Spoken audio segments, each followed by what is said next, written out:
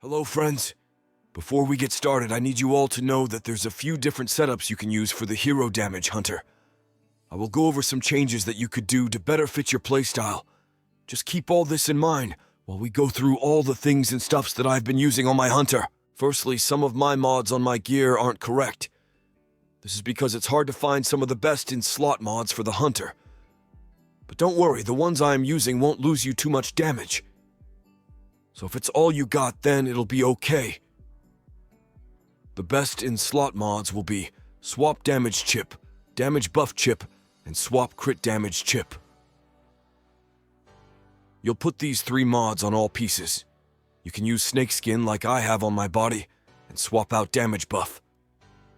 The Hunter is really the only hero in which Swap CD would be best in slot, as his cloak ability makes every hit a critical as long as it's active. The weapon mods Ring and Pet is where it gets interesting.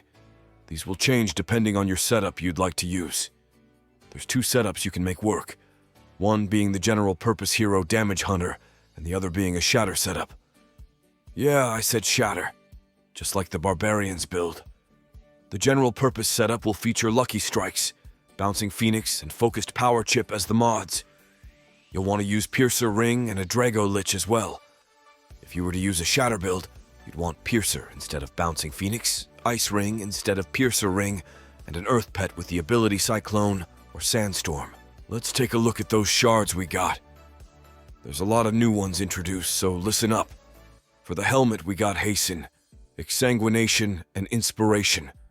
For the gloves we're using, Beacon of the Storm, Critical Empowerment, and Wound.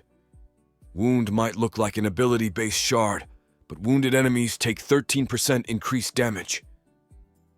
The body we are looking to use Ambush, Power Gambit, and Coup de Grace. For my boots with the fur we got Extended Cloak, Bunny Hop, and Speed Boost. Lastly, the weapon.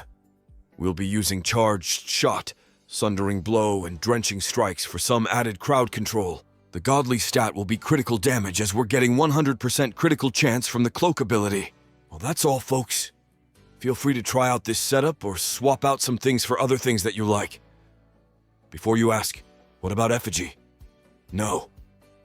Absolutely not. At its current state, it sucks. Absolutely trash and garbage.